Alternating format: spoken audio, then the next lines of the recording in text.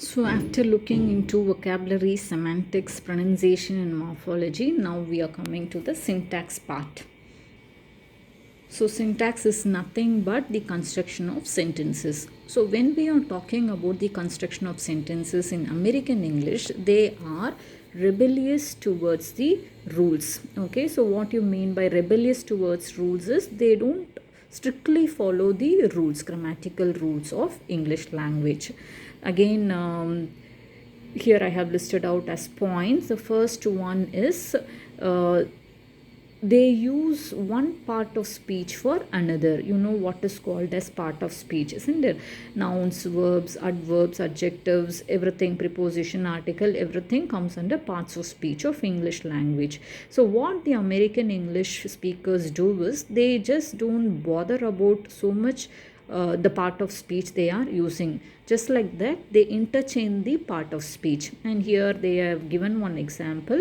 The words like sure and real are used as adverbs also. Okay, so mostly sure and real, they are used as adjective in British English, but here in American English they also use the same words for that of adverbs. Clear? And then in the second example, they are talking about the usage of shall and will. And they are very clear, no? American English speakers, they are very clear in the usage of shall and will. So, how do they use the word shall and will? So, shall, when they are telling shall, it indicates the authority or the purpose. I shall do this, or I shall go out, something like that. When you tell in America, it means that it shows that the authority of the speaker and also the purpose of the speaker. Similarly, when they are using will, I will go out, I will do this. When they are telling the sentences using will, that shows the future tense. Okay, expressing the something that is going to happen in the future. So this is how the American English distinguish shall and will. Okay, will refers to the future and shall refers to purpose and authority. And thirdly, they talk about the verbs. Okay, and many verbs used by the American English, it has an adverb and a preposition. Okay, there will be a verb followed by an adverb and a preposition. So that type of very complex composition could be seen in American English. For example, in the words like check up on, and then one more they have given, meet up with. Okay, so where you have the verb followed by an adverb and then one preposition. So this is also very common in American English.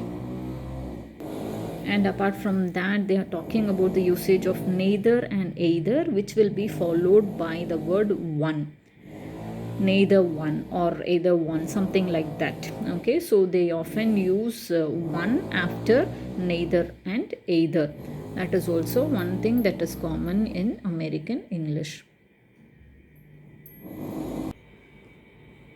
And now we are going into the dialects of American country. Okay, so when we are talking about the dialects that come under America, mainly you have three dialects. One is Northern, and second one is Midlands, and third one is Southern. So these are the three main dialects that you can see in America. Okay, and apart from that, you will be having many sub dialects under these three dialects. Okay, under Northern you will be having many sub dialects, and under Midlands again you will have many sub dialects, and under Southern you will have many subdialects. And when you are looking into the dialectal difference, mostly the difference lies in the vocabulary and the pronunciation of words. Okay, that is, the words will be different and then the pronunciation of the words will be different. And here they have listed out a few examples under the three dialects, that is Northern, white bread and poison ivy, brew,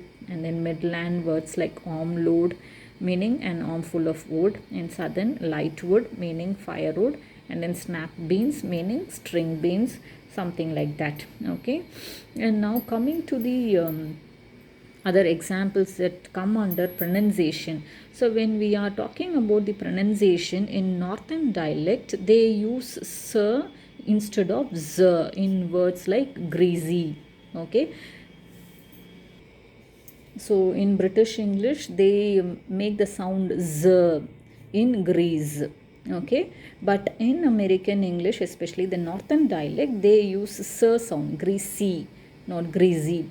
Okay, they tell it as greasy instead of greasy.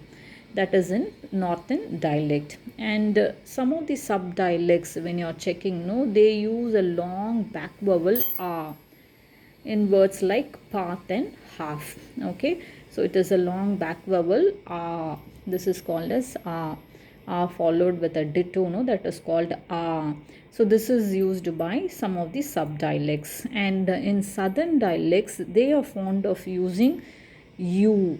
Okay, year u, this is year, this is year, and then this is the long vowel u. This is used by the northern and midland.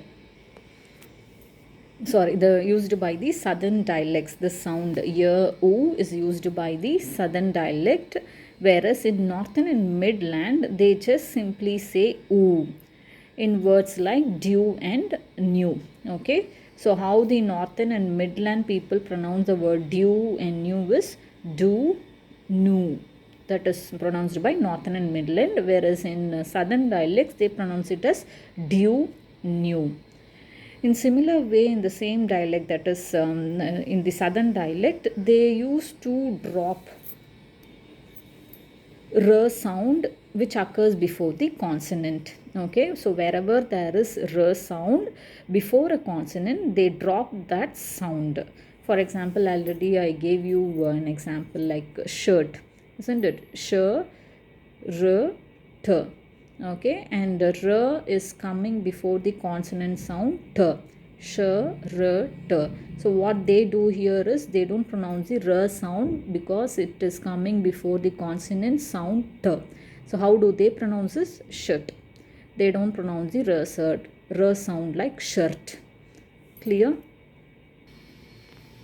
So this is the end of the American English. So when you are talking about American English, you have to bring out the differences that come under vocabulary, and then semantics, and then pronunciation, and then you have to talk about the morphological difference, and then the syntactic difference in the American English, and then lastly you have to end with dialects in American English.